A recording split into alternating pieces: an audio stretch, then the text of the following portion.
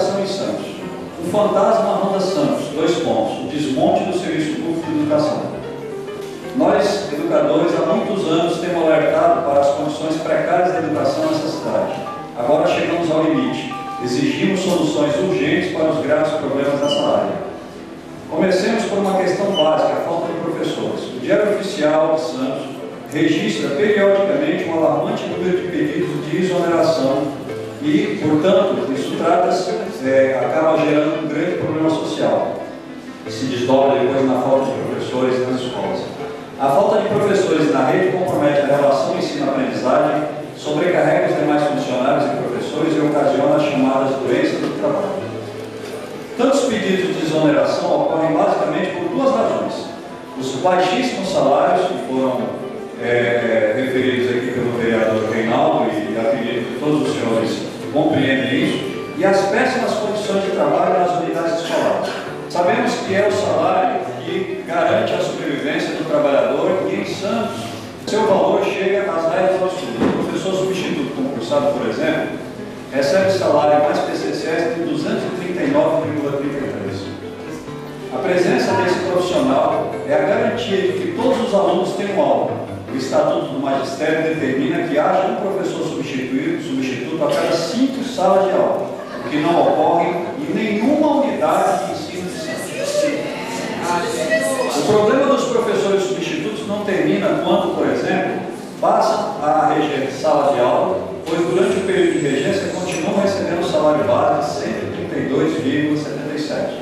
Nas escolas de período integral, durante o período intermediário, ou seja, entre uma jornada, a jornada da manhã e a jornada da tarde, quem fica na sala de aula é o que a prefeitura chama de professor volante.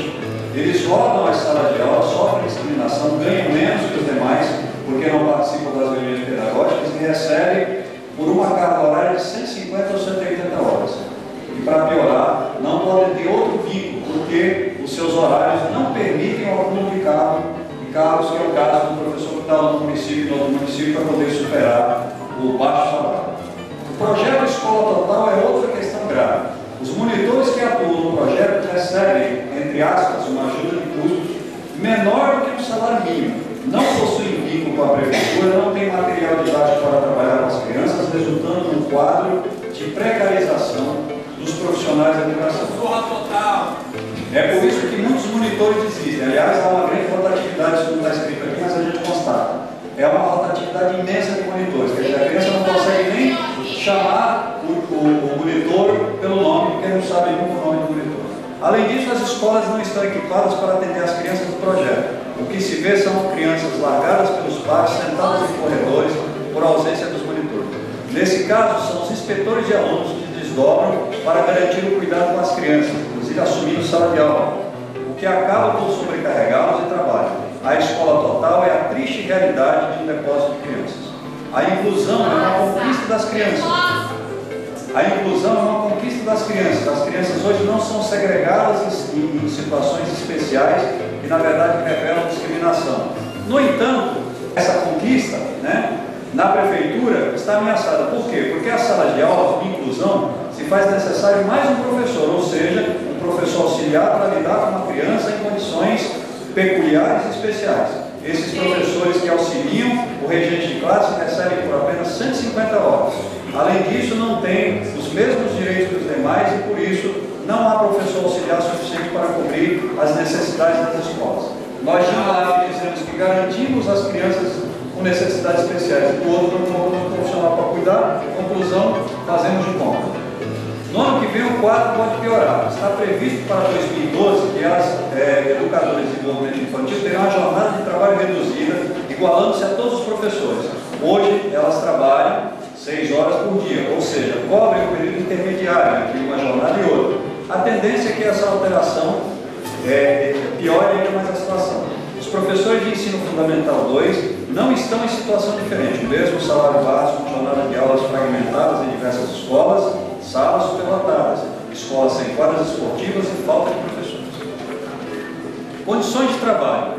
A outra razão para esse processo de desmonte são as condições de trabalho nas unidades escolares. Os professores, os funcionários e as direções das escolas conhecem muito bem esse cenário. Não há em toda a rede municipal de educação um que esteja em condições adequadas, nenhuma, inclusive as novas, nenhuma, em condições adequadas para o funcionamento e, consequentemente, ao atendimento aos alunos.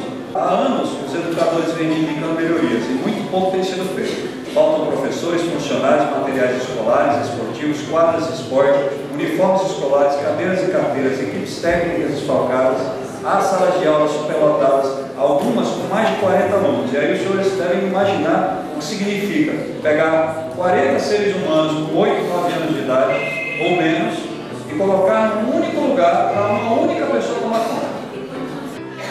A Secretaria de Educação não possui um setor de manutenção permanente. Isso aqui é uma coisa gravíssima. A Secretaria de Educação não possui um setor de manutenção permanente. Passou tudo para aquela Secretaria de Obras lá, que eu nunca sei o nome daquilo.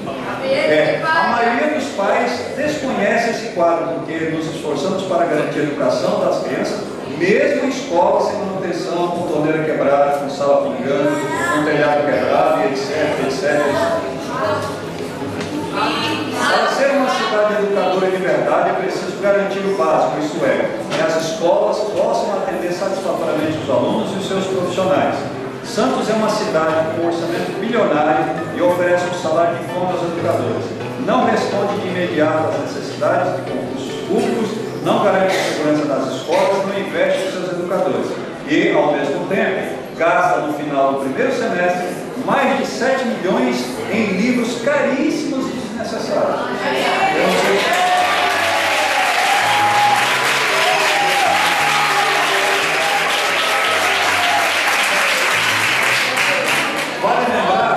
Vale lembrar que as escolas recebem os livros do MEC no início do ano letivo. Vejam que coisa. Esse quadro configura um processo de desmonte do sistema municipal de educação, gerando descontentamento dos profissionais, dos pais e principalmente dos alunos, que entram numa condição de quase hiperatividade por conta de todos esses fatores somados. Uma escola sucateada, refém da omissão do poder público, gera um contexto onde a aprendizagem sai perdendo, potencializada a insatisfação, vê-se cotidianamente crescer os casos de agressividade e violência contra os alunos, dos alunos contra os professores e da total falta de condição dos professores, que depois passam a adoecer e tomar remédio tarja preta, como se diz no popular. Os alunos, os profissionais, os pais e a população merecem respeito. Os governos passam, mas a educação permanece e as novas gerações estarão construindo este país no futuro. Então não é só porque os governos passam e a educação permanece, é porque se trata daquilo que diz respeito ao futuro dessas pessoas que precisam de instrumentos para se desenvolver. Por outra educação sim.